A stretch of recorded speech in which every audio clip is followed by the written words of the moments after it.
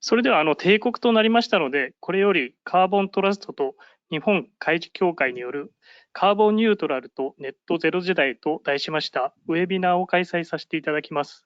本日このウェビナーの司会をさせていただきます日本海事協会調査開発部岩渕と申します。はじめに形式的に本日の注意事項を読み上げさせていただき、ウェビナー終了後のアンケートの案内をご紹介させていただきます。まず視聴に関して Wi-Fi 環境など高速通信が可能な電波のいいところでのご視聴をお願いします。セキュリティソフトウェア等の機能により配信システムがうまく機能しない場合がございます。あらかじめご了承ください。本講演の映像、音声等の録音、録画、ダウンロードおよびスクリーンショットの取得はご遠慮ください。また、セミナー終了後にですね、アンケートの配信を予定しております。またですね、セミナーで使用します、資料の日本語版をプレゼントさせていただきます。こちらの日本語の資料につきましてはですね、今この GoTo ウェビナーというシステムの中で、配布資料もしくはハンドアウトと英語で表記されているところをクリックしていただきますと、見ることができるようになっておりますので、ご確認のほどよろしくお願いいたします。次にですね、簡単に本日の進行をご説明させていただきます。まずはじめに、弊会調査開発部長の平田よりご挨拶をさせていただきます。次に、カーボントラストのマネージングディレクターのヒューさんによるカーボンニュートラルとネットゼロに関するビデオをご覧いただきます。その後ですね、皆様から事前に頂戴しております質問からいくつかピックアップさせていただきまして、ヒューさんに質疑応答させていただきます。合計1時間程度のコンパクトなウェビナーとなりますが、菅首相の2050年、カーボンニュートラル宣言 GHG 排出実質ゼロで一段と注目が集まっています今回のテーマについて、皆様の理解の一助となりますと幸いでございます。では本日お集まりいただきました皆様に弊会平田よりご挨拶申し上げます。平田部長、よろしくお願いします。本日は皆様、お忙しいところ、本ウェブナーお尋ねいただきましてありがとうございます。今日は大変たくさんの皆さんに、見ていただいております。まず私どもと NK とカーボントラストとの関係についてちょっとご説明する前に、ちょっとめくってください。日本海事協会、めくれてないの？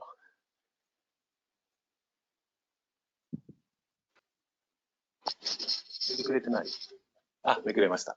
日本海事協会についてちょっとご説明させていただきます。今日ご存じない方もいらっしゃると思いますので、日本海事協会というのは船の検査を世界的にやっておりまして、世界に130カ所、事務所がございます。世界の約 20%、全船舶の 20% の検査をやっている団体でして、ここに書いてある通りですね、まず基準も作っております。ルールを作ったりもしています。それから、図面とか図書の承認もしてまして、船の実体的な検査もしています。それから、最後に監査認証と書いてありますけれども、ここは、例えば船のオペレーションとかですね、そういうものの検査もしておりまして、検査っていう関係のものはですね、すべてやっているような団体です。船の他にですね、最近では風力発電、それからですね、自動車関係のですね、労務関係の認証なんかもしております。交通とですね、物流に関するあらゆる認証している団体と思っていただければと思います。次のページお願いします。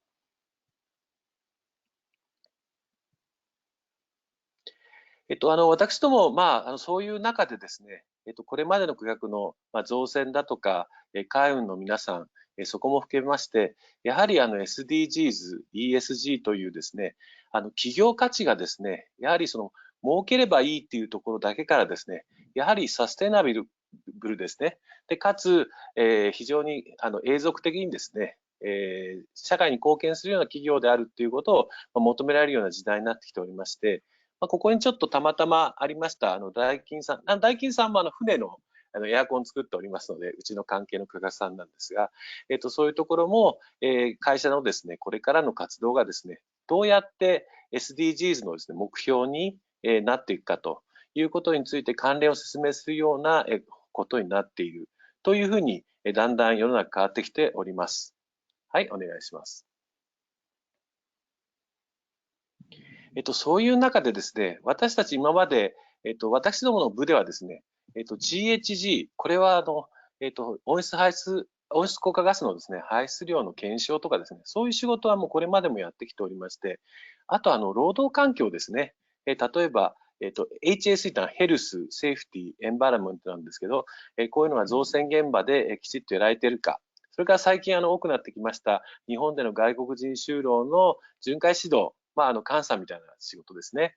それから船をですね、解体する場所、これインドとかバングラデシュなんですけど、そういうところのリサイクルヤードの、環境とか労働の認証もしたりとかですね。今お話ししました道路交通安全の認証とか、そういうものもしております。こういうですね、私どもがこれまで蓄積したものを基礎にして、さらに、選挙協会でさっきお話ししました、いろいろなですね、120年やってきてるんですけど、そういうものも合わせてですね、この赤いところを増やそうとしております。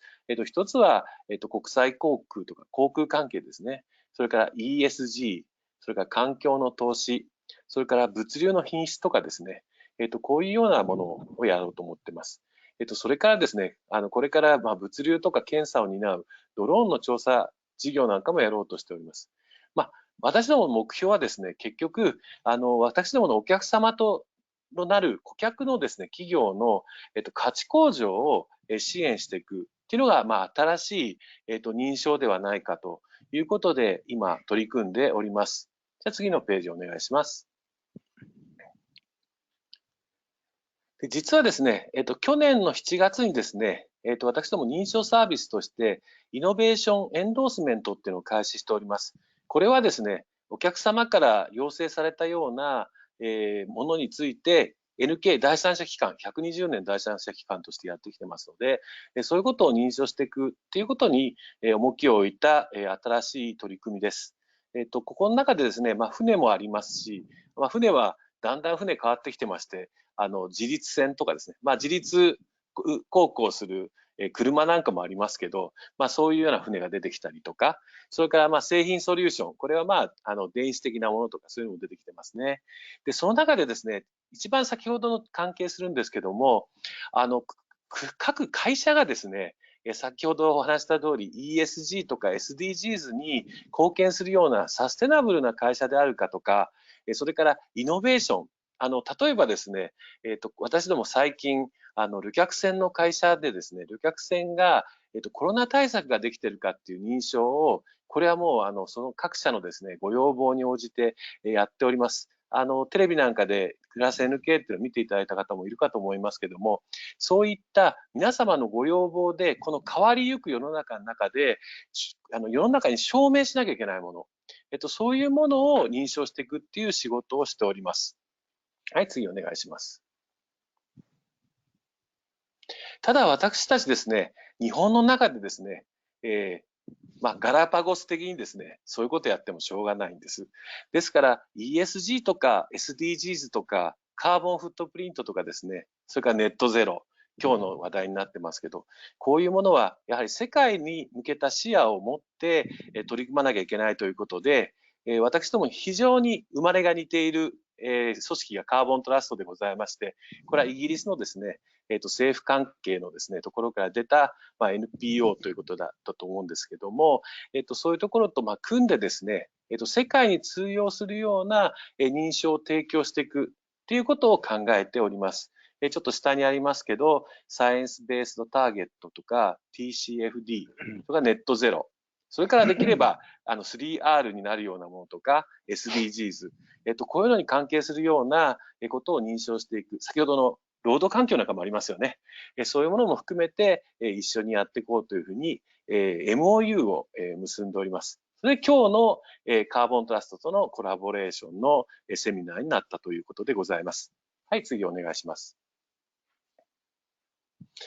ということで、NK は世界的、さっきお話した通り、世界の 20% の船の検査をやっております。こういうことで、皆様方が日本で私どもに何かしらアドバイスとか、認証を頼まれたときに、それが世界に、日本でやって世界に通用する、そういうものを目指してやっておりますので、本日はそういうバックグラウンドをお考えいただきながら、ヒューさん、今日、ロンドンつないでおりますけども、セミナーを聞いていただければと思っております。以上です。長いことありがとうございます。よろしくお願いいたします。平田部長、ありがとうございました。それではビデオの視聴に入りますが、ここでカーボントラストのヒューさん、お願いします。Good afternoon, everybody. Hello. It's a pleasure to be here today and to talk about carbon neutral and net zero and to answer any questions that you may have. So first of all, please, would you watch our presentation from the Carbon Trust? Thank you.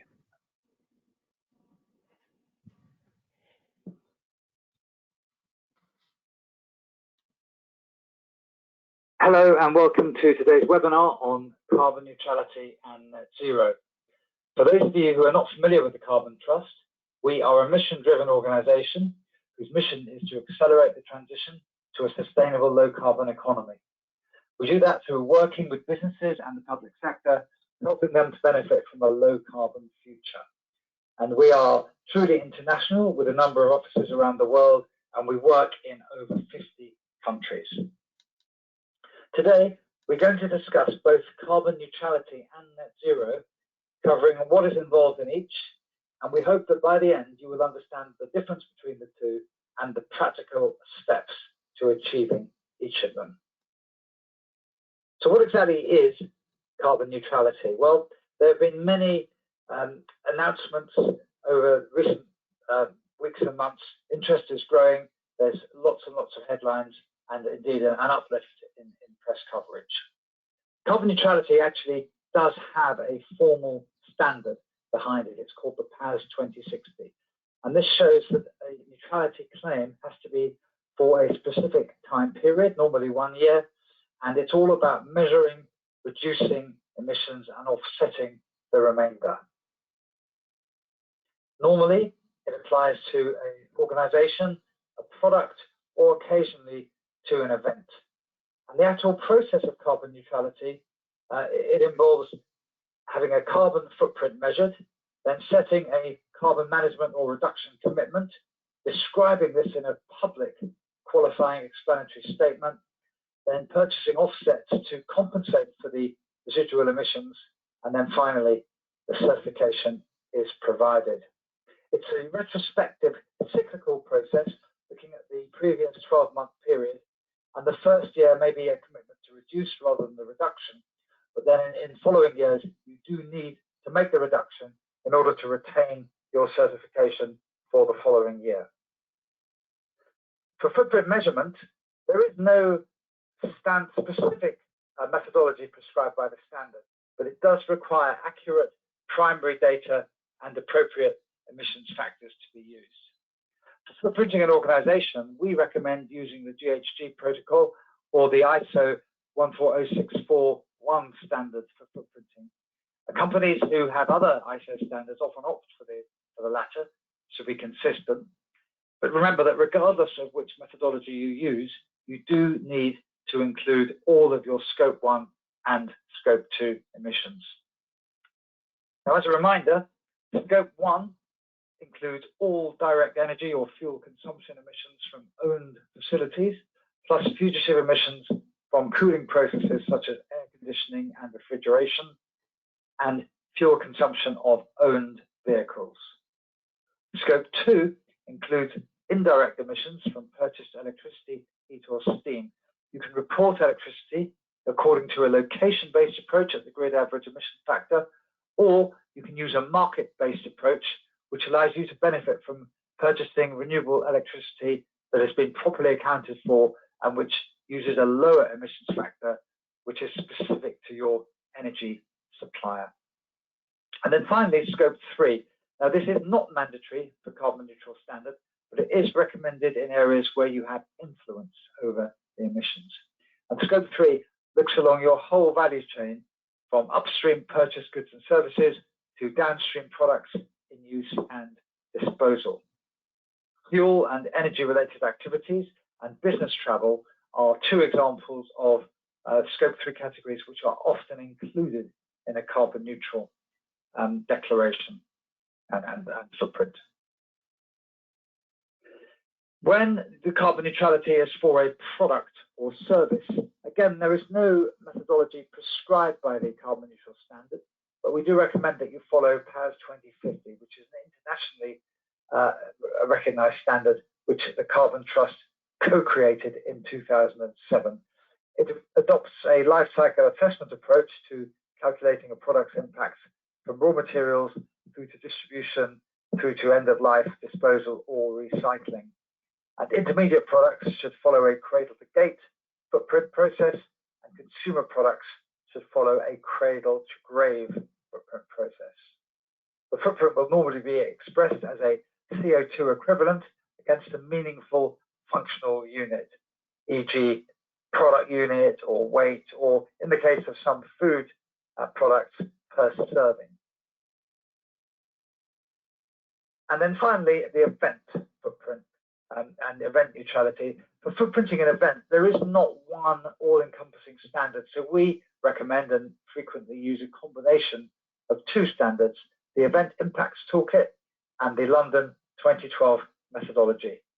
This combination enables the inclusion of attendee travel and waste, for example, and for these to be allocated as owned, shared, or associated impact.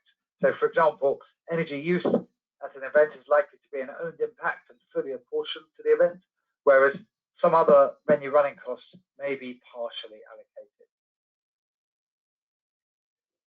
So the next aspect of the standard is the QES, the Qualifying Explanatory Statement, and this comprises four main elements. The scope of the neutrality certification, is it site-based or national or global, for example? Your commitment, the achieved reductions if you're recertifying for a subsequent year, the detail of the footprint calculation itself, and your plan for carbon reduction.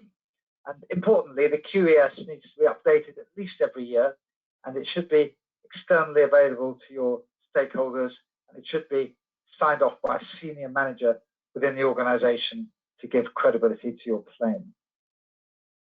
And in terms of the footprint, it should cover 95% of your emissions across the product or event life cycle, and for your organization, if it's an organizational footprint, Scope 1 and 2 are mandatory, and as we've said, Scope 3 is encouraged.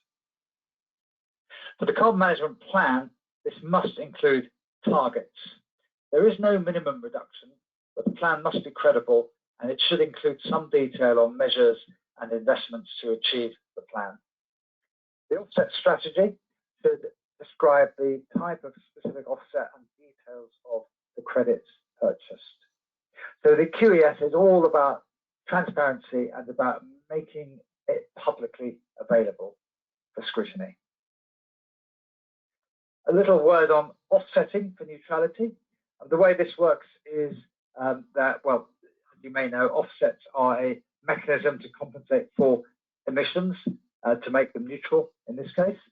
And there's a range of approaches, and these can often take place in developing countries, although increasingly offset projects are found in all countries, and there's a larger demand than there used to be for local offsets coming from corporates who have carbon neutrality commitments. The PAS 2060 standard has strict limits as to what kind of offsets can be certified, and as a result of this, for our certifications, we will certify carbon neutrality only for offsets which are provided under the gold standard or the VCS standard. And in addition, for local offsets in the UK, we recognise the Woodland Code UK, and we would expect for local offsets in your country, for example, perhaps for similar standards to be available, and if they are of sufficient quality, they too can be included in as eligible for neutral certification.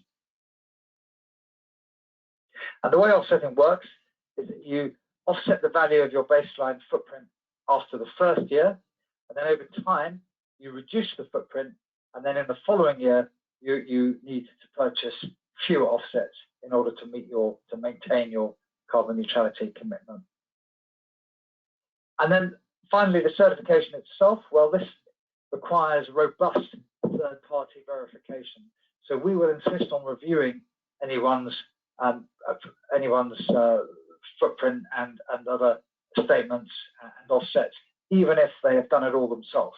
So even if an organization does its own footprint, brings it to us, we need to review that to make sure you have performed the calculations correctly. We verify that the calculation, the plan, the declaration, the offsets, and we then provide you with a logo. That logo, the one on the right, is a logo for a carbon neutral organization, and the one on the left, the foot, is for a carbon neutral product, which some organizations choose to carry as a label on their product. And after 12 months, you will need to recertify in order to maintain your carbon neutrality claim and in order to continue carrying this logo or label. Now, these marks are seen as high quality independent confirmations of the accuracy of your carbon neutral claim. And carbon neutrality nowadays does have more credibility than it used to when it is certified in this way, because that guarantees that it includes a viable carbon management element, and that it can no longer be seen as simply emitting and buying your way out without reducing your direct climate impacts. And it enables you to be carbon neutral with confidence and to give a good signal to your customers, suppliers, and stakeholders. Some examples now of carbon neutral certifications. Bentley Motors have achieved this at a specific site level, complementing other achievements of theirs, such as the Carbon Trust Standard for carbon reductions. Arauco from Chile is a product level certification for carbon neutral, where in fact their wood panels are inherently carbon neutral because they sequester carbon for a long period of time and lock it in from the atmosphere. Volvic, a well-known global water brand, very popular, I believe, in Japan, has achieved global neutral certification at the product level and has also made a number of commitments, for example, around packaging to support that certification.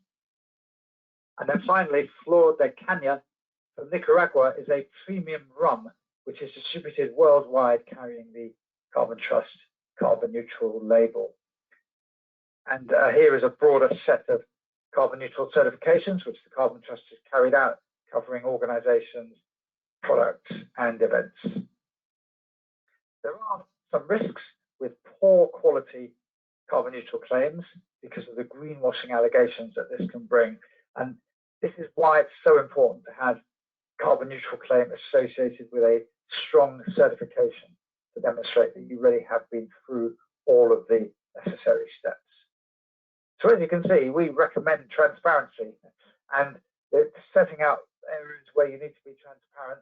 You must define the boundaries. For example, in the case of Bentley, the factory, you must be transparent about the reductions that you will achieve, about the initiatives involved in reducing the footprint, and of course the offsets themselves. You must keep the information up to date and available to your stakeholders. And remember too that offsetting has an annual financial cost of purchasing the offsets. So it's vital that this is understood and accepted internally in your organization to avoid opposition. And also that your marketing and communications colleagues are well informed and can optimize how your organization communicates your carbon neutrality to the best advantage. So that's carbon neutrality. Now we're going to focus on the second type of approach, the net zero target, and what this means for organizations. Net zero targets actually don't apply just to companies. They can apply to other entities such as countries. Some more aggressive than others, but also they're slightly different when you dig deep into the commitment. So Sweden's commitment is to be net zero by 2045, but it does permit external removal offsets, whereas the UK's target is 2050, but the removal offsets have to be within the UK boundary. And not just governments, but actually local subnational authorities can also set carbon neutral targets. And over half of local authorities have declared climate emergencies with plans to address the problem, and over 1,000 local authorities, likewise internationally, and we're starting to see a number of net zero local authorities and also cities with targets as well. And from companies, again, there's a range. So you can see here that Sky's commitment is net zero by 2030, Sainsbury's by 2040. Microsoft is actually going beyond net zero and talking about being carbon negative and removing historic emissions by 2050. But in order to understand net zero, it's important to understand the underlying science, which is the science of trajectories and of science-based targets. And this science was, well, it stems from climate science, but it was articulated strongly in the Paris Agreement and has been set out since then by the Science-Based Targets Initiative. You're probably familiar with science-based targets. They align with 1.5 degrees or well below 2 degrees scenarios and are now the de facto standard for ambitious corporates setting carbon reduction targets. And they're all about being aligned with the science. The SBTI has developed methodologies to support these targets, and it operates a pledge and review process. And the SBTI itself is a coalition of the WWF, the CDP, the World Resources Organization, and the UN Global Compact. And the Carbon Trust actually sits on its technical advisory group. So what does a science-based target look like? It's actually a 5 to 15-year target, which doesn't count offsets. It's all about reductions. And for the vast majority of companies, it requires a Scope 3 as well as a Scope 1 and 2 target, because Scope 3 applies whenever it's at least 40% of overall emissions. And whereas the Scope 1 and 2 targets have to be 1.5 or well below 2 degrees, Scope 3 targets can still be at 2 degrees actually for an SBT. And there are options to cascade the targets to suppliers. Almost 1,000 companies have committed to SBTs, including over 100 in Japan, with almost 500 of those 1,000 having actually approved targets, many of which are now at 1.5 degrees. And we at the Carbon Trust have worked with over 80 of these. So you can see that science-based targets has a very big momentum among leading corporates around the world. So how does this relate to net zero? And how do both, in fact, relate to carbon neutrality? Well, the SBTI has published a definition of net zero, which was recently updated. And you can see here that what they're saying is that a net zero target needs to be on a 1.5 degree science-based trajectory, and it needs to be across the whole value chain. Therefore, going further than a science-based target, actually, it's the most extreme and tough science-based target that you could really have. And at the end of it, it requires that the residual emissions, those ones that are still there at the end in say 2050, are neutralized with permanent CO2 removals. So what are the differences, the key differences between that and the carbon neutrality that we discussed earlier? Well, they're in 3 main areas.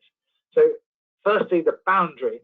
So comparing organizational carbon neutrality here with an SBTI target, you can see that an SBTI target has to cover Scope 1, 2, and 3, whereas for carbon neutrality, it doesn't have to cover Scope 3, it's just encouraged.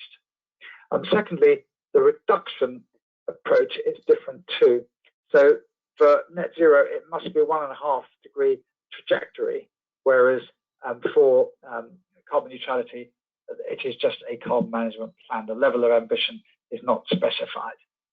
And then thirdly, the offsets themselves. So for for net zero, it's important that it's removal type offsets, where CO2 is actually taken out of the atmosphere and sequestered, having a negative effect, if you like, on the level of CO2 in the atmosphere.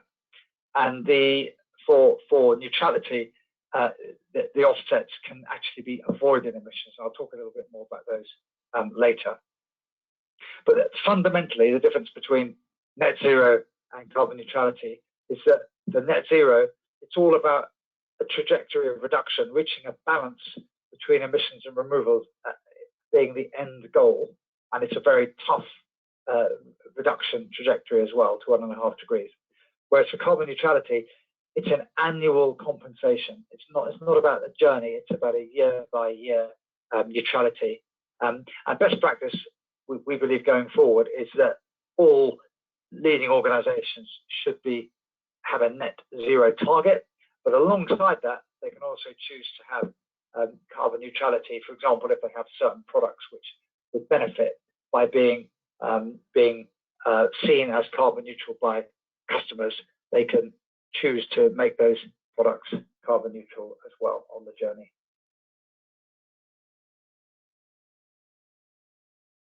And I said I would just quickly talk about the difference between types of offsets. Well, there are 3 ways to compensate for greenhouse gas emissions. There's avoided natural depletion, such as activities to reduce deforestation. There's avoided emissions, such as replacing kerosene cook stoves or carrying out energy efficiency projects, or indeed replacing fossil fuel generation with renewable generation. So essentially, you're doing something which stops other emissions from happening. And then the third category is greenhouse gas removals, where you're actually taking carbon out of the atmosphere, such as afforestation or technologies like direct air capture. And the way that these are used are that avoided emissions, which basically occur in the past in order to be counted, those can be applied to carbon neutrality, whereas removals need to be in place for net zero. And the point is that removals, most of them don't exist yet. These are technologies and techniques that are being developed. So this is what people are going to have at the end of their net zero journey, whereas the avoided emissions are offsets that can be proved to have taken place and people can purchase today for carbon neutral. I hope that's clear. And just some helpful additions, hopefully, on the rules that are being used around net zero.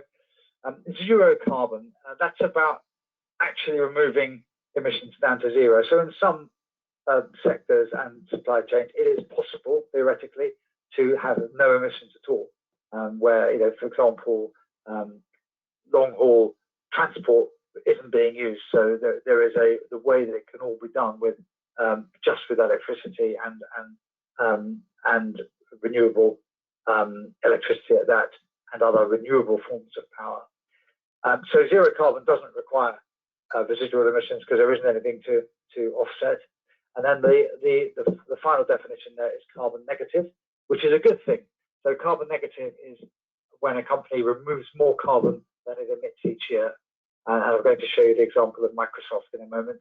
And for that, greenhouse gas removals are an essential part of the plan.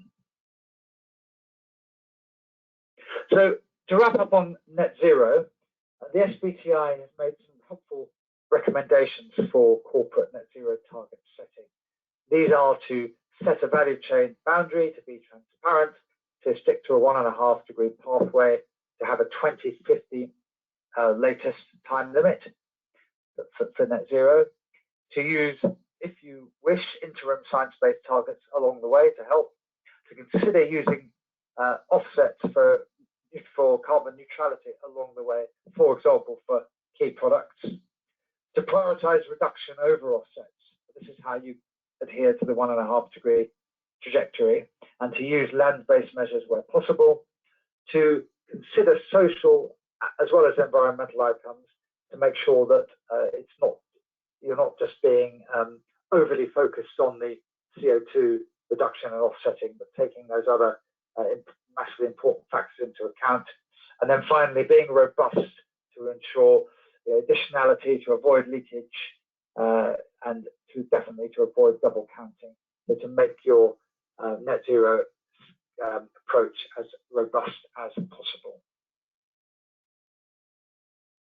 I'm just going to show a couple of examples of net zero targets. We've already discussed how there is subtle differences within targets between around the boundary, the level of reduction, the time frame, the type of removals and offsets, and how some companies can actually go further than net zero. So two examples: Sky, they set a science-based target across all three scopes, aligned to 1.5 degrees. They've done a lot of work around strategies to reach that target, including energy efficient products and services, zero emission vehicles, supply chain engagement, and some investment in greenhouse gas removals. Microsoft have arguably gone even further. So in addition to their carbon target, their net zero target, they've actually made it carbon negative. So they're going to go beyond net zero, but they are, must be noted, they are not including downstream scope 3 in their target, just upstream. And in addition to that, they are going to work out all of their historic emissions in every year in the past, and they are committing to also remove that by 2050. And in order to help develop removal technologies to help themselves and other people to do removals, they're making a large $1 billion investment in funds for removal technologies. And then finally, the technologies options for getting to net zero. Now, be aware, as I've said, that many of these are still being developed from both the technology and the reporting point of view, in fact. And the Greenhouse Gas Protocol is itself currently developing carbon removals guidance and agriculture sector guidance, because many of these are agriculture-based. And that should be published in late 2021, and the Carbon Trust sits on the technical working group for this. But broadly, companies have two main options. One is to develop greenhouse gas removals in their own industries, their own operations or value chains, or probably more commonly for these solutions to be developed independently and a bit like offset projects today, and companies to buy in the removal credits. And we're just going to quickly look at each of those. So in terms of own developments, the two areas where this might happen most quickly are agriculture and land and buildings. So in agriculture and land, the companies who work with forest or land, there is the option of afforestation, provided that that forest is well managed. It can be proved to store and sequester carbon over the long term. Peatland and wetland as well can be restored to have the same impact. Soil carbon sequestration, where you basically change agricultural practices such as tillage to increase the soil carbon content. And then finally, biochar process, where biomass is semi-burnt through pyrolysis to create a substance that can fix and sequester carbon for the long term. And then in terms of buildings, organizations involved in construction, infrastructure, or manufacture of building materials, there are technologies in low carbon concrete where CO2 can be stored, or also actually in building with biomass, in other words, locking carbon up in wood products that are used in buildings for long periods of time. And then if you like, the specialist removal sector, some of these are going to be over quite a number of years before these are available, but they are all being quite strongly invested in at the moment. The first one is direct air capture, which literally captures CO2 from the air and sequesters it for the long term. Enhanced terrestrial weathering, where ground up rocks are spread over land. Mineral carbonation, where the acceleration of it accelerates the conversion of rocks to carbonates.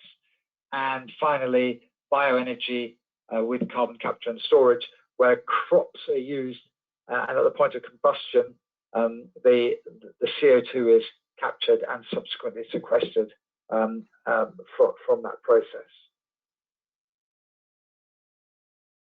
So those are some of the technologies, but many of them are for the future. And for the present day, how do you get started on your journey to net zero? Well, we've set out 5 steps here. Measure your emissions across all 3 scopes to a good quality. Set a science-based target aligned to 1.5 degrees. Now, as I said earlier, science-based target itself is only for 5 to 15 years. So then you need to consider an option for going beyond that. And we've talked about the net zero all the way out to 2050. You could also, we would say, in addition, consider carbon neutrality as an approach for particular products, perhaps, or for part of the organization, or even for the whole organization, so that you can therefore display that you're carbon neutral year on year, while you're also embarking on the longer term pathway for reduction. And then finally, you could consider going further and having a historic emissions target or a carbon negative target. Then you set your target, and of course, you communicate it with transparency, being clear both internally and externally, because these are the best ways to get the maximum benefit for what you're doing publicly and avoid any accusations of greenwashing. So thank you very much for listening. This is how you can get in touch with us, Carbon Trust and Class NK, to develop your strategies for net zero or for carbon neutrality, or indeed for both. And at that point, I'd like to thank you very much for listening.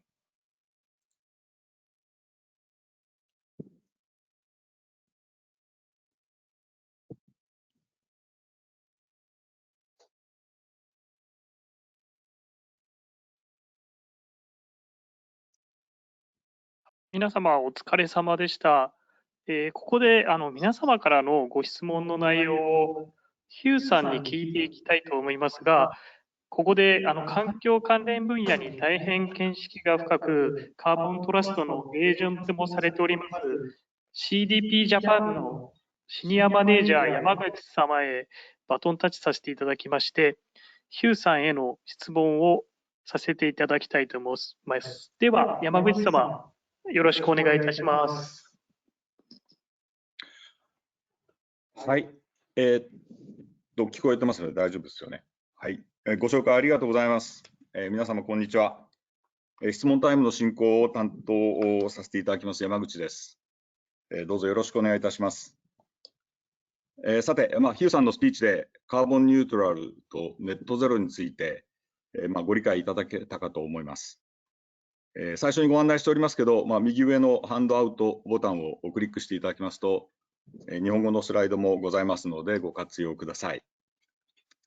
さて、菅総理大臣の所信表明で、日本でもネットゼロ、カーボンニュートラルについての関心、一気に高まってきたところでございますけれども、世界最大の排出国である、中国も、すでに2060年までにはカーボンニュートラルを表明しておりますし、アメリカも、今回の政権交代後はですね、パリ協定の復帰、それから2050年ネットゼロを目指すことを表明しています。この3カ国が、現在コミットしている国に加われば、手元の資料での概算ですけれども、全世界の排出量の半分かそれ以上がネットゼロにコミットしている状態になりますと。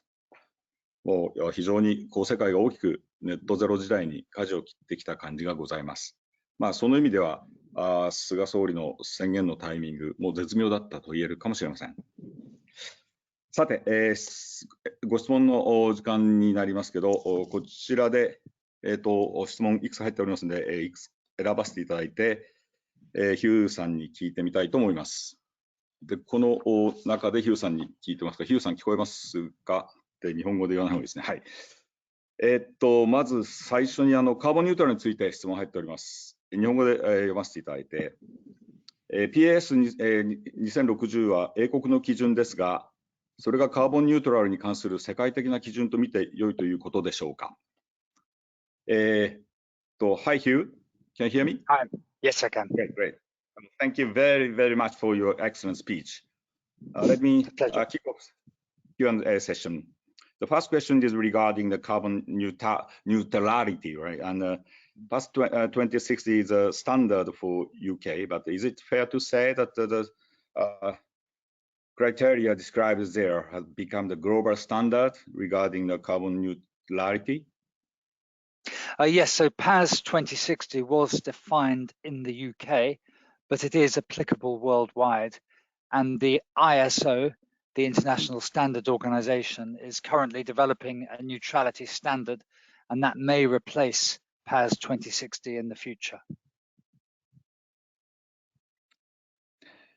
Okay, yeah, thank you. So,今お聞きいただいた通りですけど、PS の2060は英国で定義されましたけれども、世界中で適用可能ということで考えているということです。で、ISO の方は現在、中立性基準というんですか、を策定しておりまして、将来的にはこのPS2060 に取って代わる可能性もあるというようなことでございます。次の質問は、ネットゼロについていきますけれども、SBT は目標設定に対しての認証ですが、実際にはその目標に沿った削減を達成することがより重要と思います。承認後、削減進捗が思わしくないような場合に認証取り消しのようなペナルティはありますかという質問でございます。Hi, Hugh. So the question is, SBT is mostly concerned with the ambition to reduce emission. And regarding a company with approved targets, if they have the performances and negative variation, the bad performance and negative variations, will they receive any penalties from SBTi, such as being taken off from the approved status?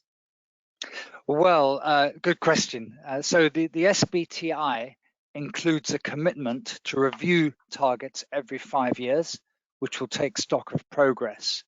So it's likely, though, that most companies will review their progress annually at least.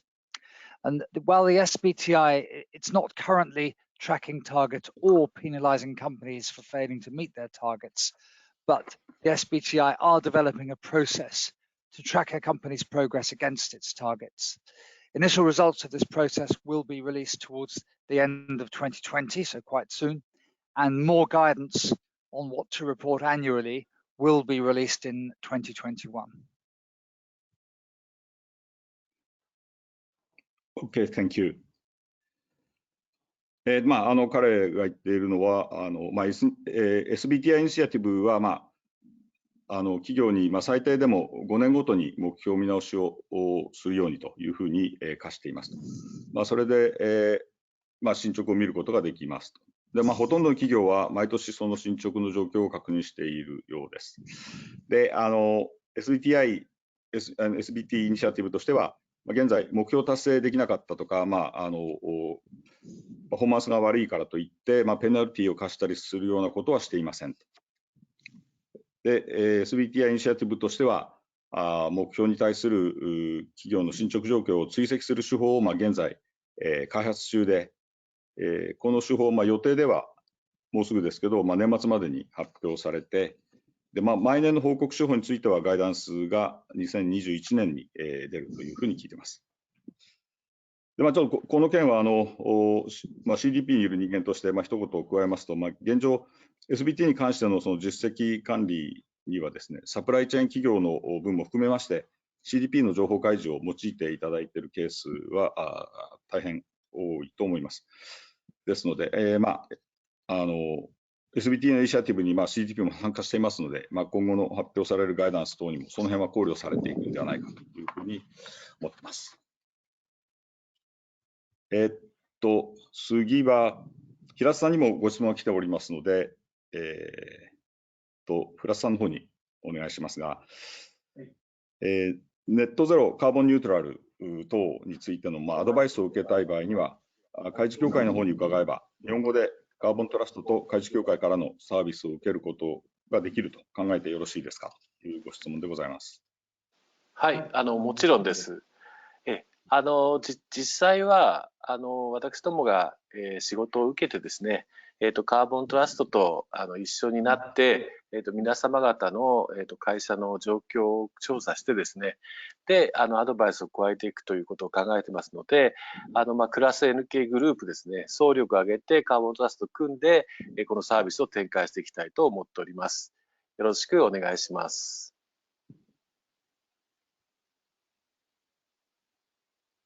ありがとうございます。はい、それではヒューさんへのご質問を続けたいと思います。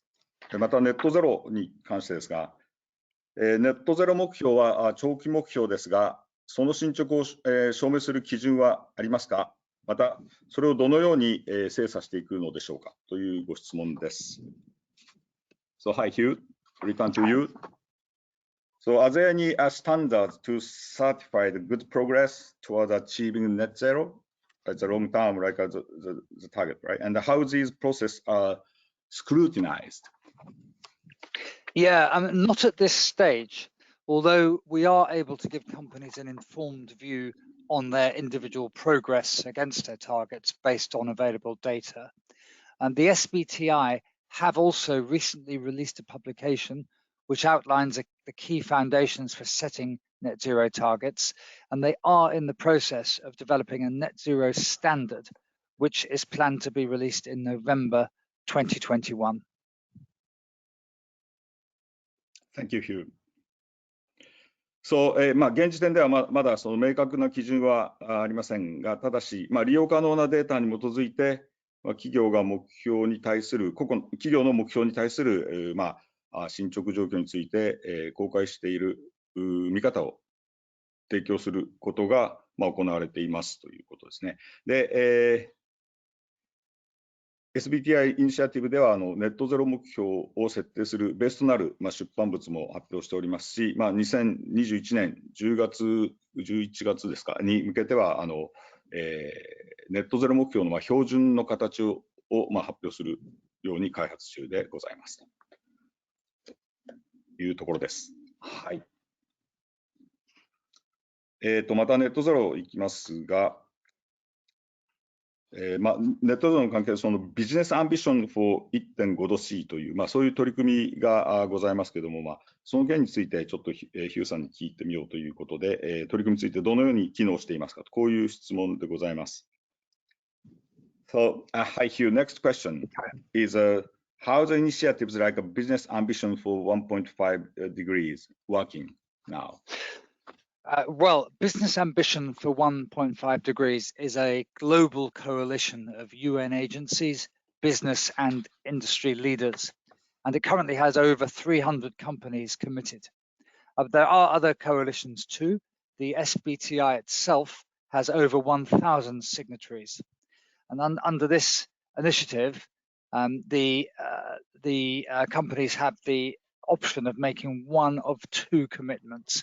They can either commit to setting mid-term science-based targets aligned with 1.5 degrees across scopes 1 and 2 and 3, ensuring a strong short to medium-term ambitions, or they can commit to being net zero by or before 2050, in addition to committing to interim science-based targets which are in line with the SBTI criteria, but not necessarily aligned with 1.5 degrees across all scopes. And the latter option would ensure that they have strong long-term ambitions. Thank you. Yeah, so, Business Ambition for 1.5 度 C はですね、国際機関、これ、話の中に入ってませんでしたが、UN グローバルコンパスと、それから Women Business から SBTI のイニシアティブが主導するビジネス業界リーダーの世界的な連合でございます。現在300社以上の企業がコミットしていて、おりますと。ちなみに、SBTI の方は1000社以上が、プレゼンの中にも入ってましたけど、署名しています。で、このイニシアティブの下で、企業は2つのコミットメントを行うオプションを持っているというところで、1つ目はですね、ビジネスアンビションの下で、スコープ1、2、3において 1.5 度 C に合わせた中中期的SBT の目標を設定して、つまりネットゼロまでいかない目標を設定して、それを野心的に達成していく。でもう一つの選択肢は、SBTI 基準に沿いながらですね、必ずしもすべてのスコープで 1.5 度 C 基準ではなくて、以前の暫定的なその2度 C のサイエンスベースの目標をコミットすることに加えて、長期のその2050年までのネットゼロを約束すると、この2つの選択肢を持っているということですね。で、これは話に入ってませんでしたけど、SBT の画面も毎日、コミット企業の数、アプローブ企業の数増えておりますし、このビジネスアンビション 1.5 度 C も、ウェブサイトを見ると、企業回答が増えてきてますと。日本でも11社が参加されていると思いますけど、ご参加されたい場合は、ぜひ、海事協会さんにご相談いただければと思います。はい、まだ時間がありますかね。最後の質問いきますか。それではカーボンニュートラルに関しての質問でございます。PS2060 で、制限しているプログラムベースで購入可能なオフセットスキームの範囲はどのようなものですか。航空業界のアイカオコルシアですかのスキームはオフセットに認められますかという質問です。So, hi, Hugh, it's probably the last question. What are the restriction defined by the PAS 2060 on kinds of the program-based offset schemes, which are available to be bought? So, and is a scheme such as a ICAO Corsia of the aviation industry possible to be applied? Okay, well, PAS 2060 contains an annex which outlines the pre-approved offset standards. So, for example, these include gold standard and Vera VCS offsets, among others. If the standards are not listed there, then there is a set of quality requirements that must be met, including rules around double counting. Okay. So, yes. So, PS2060 には、事前に承認を受けたオフセット規格を説明するアネックスです。添付物がついています。で、プレゼン中にもありました、ゴールドスタンダードとか、ベラ VCS ですか、のオフセットなどはそこに含まれていますけれども、そこに記載されてない場合は、ダブルカウントなどのルールを含めて、承認を受けるために、一連の要件を満たしているかどうかのチェックが必要になりますと。で、ICAO Corsia included in such a criteria? Corsia is not listed in the annex. So what we would have to review against the rules and requirements and look at whether the offsets qualify on a case-by-case basis. Okay, thank you. それで、コルシアですか、このアビエーション、航空業界のスキームについては、アネックスにも入っていないので、ケースバイケースでチェックしていかなければいけないということでございます。Thank you. はい。Thank you, Hugh. Pleasure. もうちょうど5時になって、チャイムも聞こえてまいりましたが、このぐらい、ここで締めたらよろしいですかね。はい、ありがとうございました。はい、それでは、どうもありがとうございました。ヒューさん、Thank you very much for you. And 平さんもありがとうございます。Thank you. どうも。Thank you. はい、ここですいません。最後に、これだ。はい。で本日お答えできなかった質問は、後日こちらからメールで、返信させていただきます。また、最初に申し上げましたが、アンケートを後日お送りいたしますので、ぜひぜひご協力お願いします。なお、シリーズをお送りしております、このカーボントラスト海事協会共催のウェビナーですが、次回は前回に続きましてですが、洋上風力をテーマにして予定しております。